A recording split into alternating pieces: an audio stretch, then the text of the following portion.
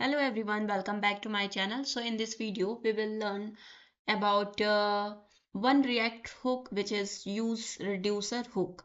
So we create another component and there are many components which where we learn all the hooks and all the basics of React. So we create another component.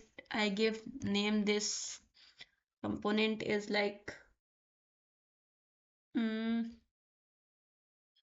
reducer learn .jsx RFC. So this is our component and here we used h1 tag and use reducer hook and cut all the components from the tab.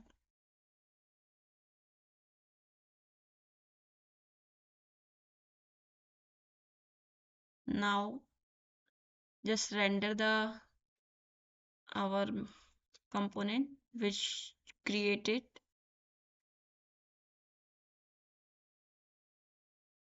use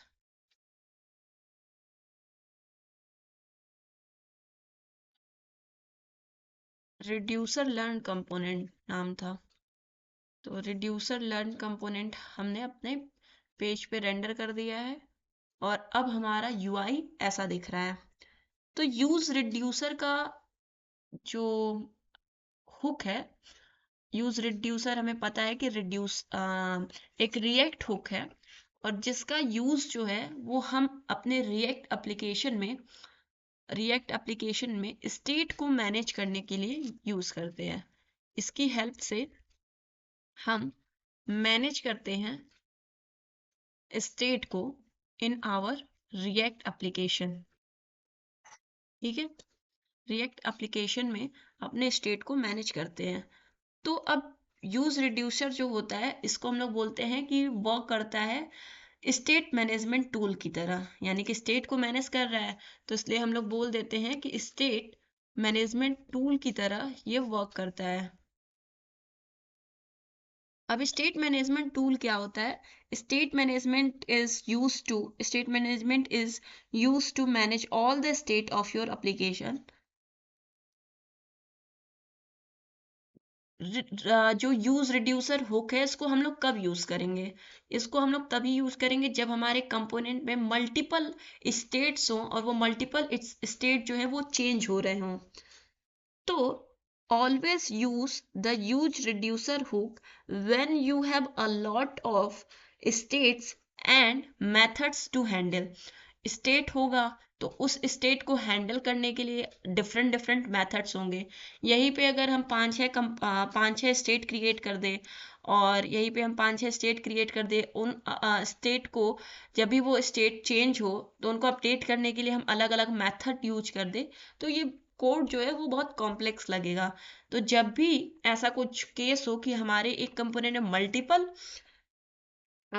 state use हो रहा है तो prefer हम करते हैं कि हम use reducer hook का यूज करें। अब यूज रिड्यूसर हुक जो होता है वो उसका सिंटेक्स पहले देख लेते हैं। यूज रिड्यूसर हुक का सबसे पहले हम उसको इंपोर्ट करेंगे।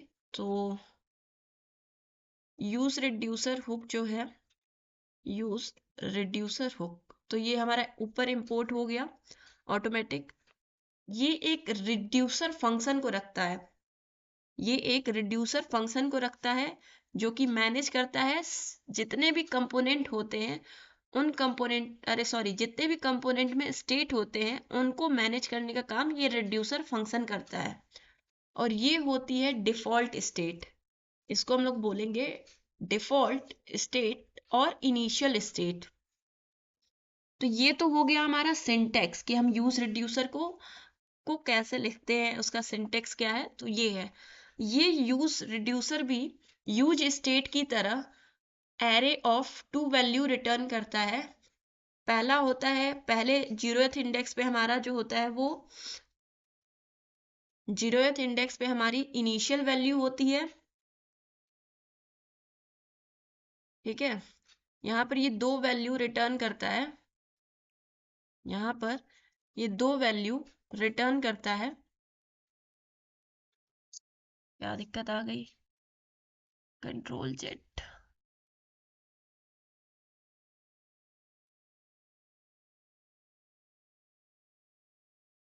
यहाँ पर ये दो वैल्यू रिटर्न करेगा और इस दोनों वैल्यू में हमारा फर्स्ट जीरोथ इंडेक्स पे हमारा होता है, जीरोथ इंडेक्स पे हमारा होगा initial state, sorry initial value,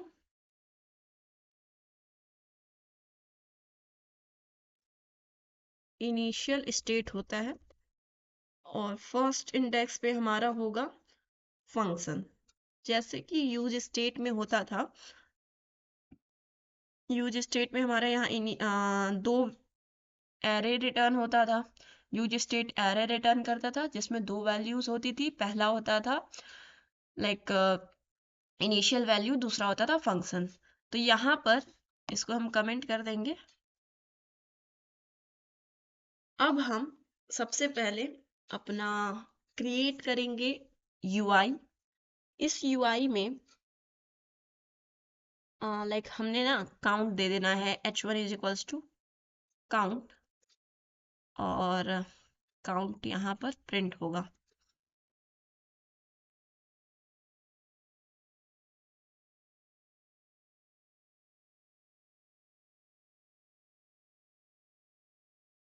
और हम एक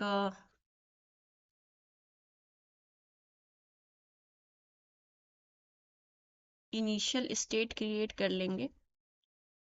तो इनिशियल स्टेट क्रिएट यहाँ से होगा, const initial state is equals to count की वैल्यू जो है इनिशियली हम 0 दे देंगे। काउंट की वैल्यू जो है वो हम इनिशियली जो है वो 0 पास कर देंगे। तो हमारा ये इनिशियल स्टेट लेगा और एक फंक्शन लेगा। तो अभी हम इसको देखते हैं। इसका सिंटेक्स तो हमें पता ही है कि यूज रिड्यूसर में हम एक रिड्यूसर फंक्शन होता है और एक डिफॉल्ट स्टेट होता है। एक हम रिड्यूसर फंक्शन बनाएंगे, रिड्यूसर फंक्शन बनाएंगे, ठीक है। और इस रिड्यूसर फंक्शन में एक होगा हमारा स्टेट, एक होगा एक्शन, ठीक है। और हम सिंपली यहाँ पर कंसोल करेंगे, console dot log reducer function call.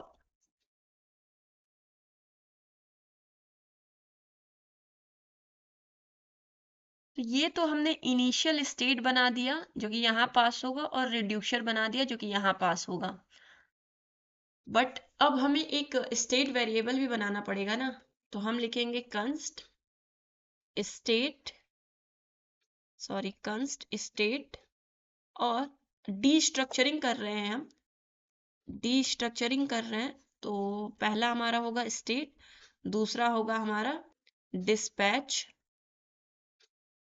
यहाँ पर हम कुछ भी पास कर सकते हैं, वैसे वेरिएबल नेम भी पास कर सकते हैं, और डिस्पैच जो फंक्शन है वो भी पास कर, वो वहाँ पर भी हम अपना एक कस्टम नेम भी पास कर सकते हैं। बट लिखने का एक जो रिएक्ट में डॉक्यूमेंटेशन दिया है वो इस तरीके से ही है, यूज रिड्यूसर। और यहाँ पर अब हम पास करेंगे रिड्यूसर फंक्शन को, और हम पास करेंगे इनिशियल स्टेट को। तो ये रिड्यूसर फंक्शन यहाँ पर हमने लिखा है, ये इनिशियल स्टेट यानी कि काउंट की वैल्यू अभी 0 है। तो अब हमें यहाँ पर react dot state dot count करना पड़ेगा। यहाँ पर हमें स्टेट डॉट काउंट करना पड़ेगा, क्योंकि ये स्टेट एक ऑब्जेक्ट है, ठीक है। ये स्टेट एक ऑब्जेक्ट है, क्योंकि इनिशियल स्टेट में हमारा एक ऑब्जेक्ट हमने पास किया है। तो यहाँ पर काउंट की वैल्यू जो है डिस्प्ले हो, तो वो कैसे होगी, यहाँ पर हमको करना होगा स्टेट डॉट काउंट। तो यहाँ पर अब काउंट की वैल्यू जो है हमें दिखाई देगी, काउंट इज 0। ठीक है, तो ये तो हमें समझ में आ गया कि हम कैसे एक स्टेट वेरिएबल बनाए हैं और इसकी वैल्यू जो है वो एक ऑब्जेक्ट है, तो स्टेट डॉट काउंट कर दिया है। डिस्पैच फंक्शन जो है इस स्टेट को मैनेज करेगा। तो नॉर्मली जो हम जब भी बटन वटन बनाते हैं, एक बटन हम बना देते हैं यहाँ पर इन, एक सेकेंड, यहाँ पर हम बटन को क्रिएट करेंगे।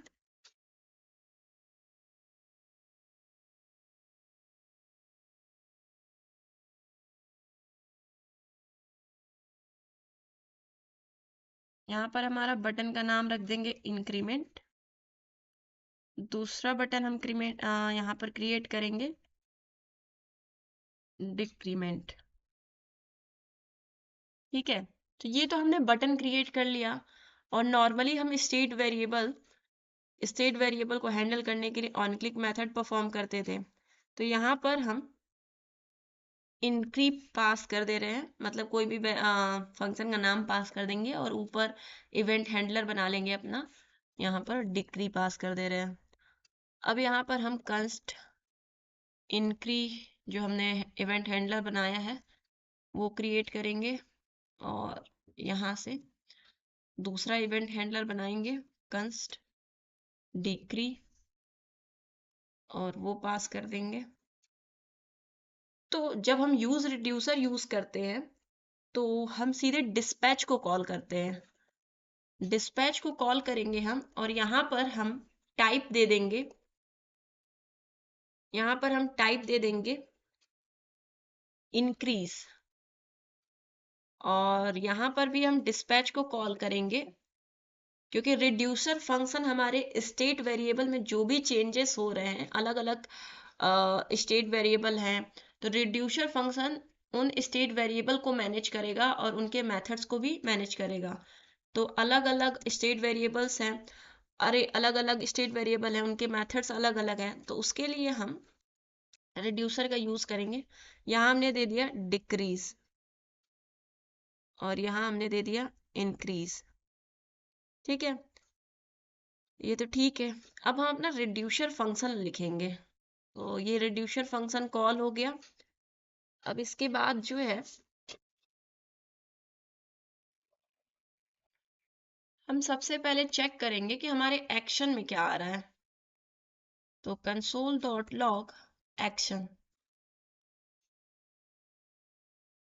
और फिर से हम अपने ऐप को रन करेंगे।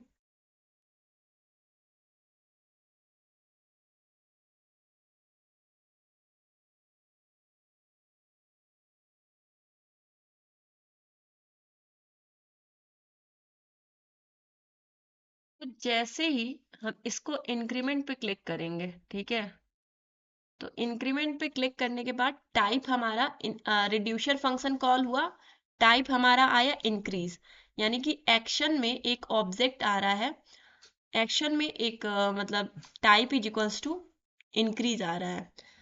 और जब भी हम डिक्रीमेंट में क्लिक करेंगे तो ये जो हमने पास किया है डिस्पैच में एक object type is equals to decrease, वो आएगा। तो यहाँ पर हम स्विच मेथड का यूज कर लेंगे। ठीक है, स्विच मेथड का यूज करेंगे क्योंकि दो डिफरेंट टाइप हैं और हमें दो डिफरेंट एक्शन परफॉर्म करना है। इफ एल्स का भी यूज कर सकते हैं हम, बट हम स्विच का यूज करेंगे। और एक्शन डॉट टाइप, अब यहाँ पर हमने केस 1 लिखा कि अगर इसका टाइप जो है इंक्रीज हुआ, इंक्रीज, अगर इसका टाइप इंक्रीज हुआ तो हम क्या करेंगे कि रिटर्न करेंगे। अब इंक्रीज करने पे हमें जो है काउंट की वैल्यू जो है, यानी कि ये जो काउंट था इनिशियल स्टेट में, उसकी वैल्यू स्टेट डॉट काउंट से +1 कर देनी है। स्टेट डॉट काउंट से +1 कर देनी है। बट अगर हमारा केस मतलब एक्शन डॉट टाइप में अगर हमारा डिक्रीज आता है, डिक्रीज आएगा यहाँ पर, तो हम रिटर्न कर देंगे, काउंट की वैल्यू अपडेट करनी है ना, तो काउंट की वैल्यू यहाँ से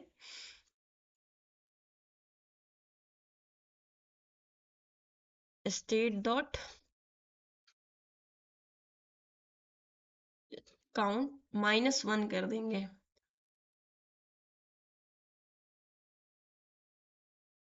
-1 कर देंगे।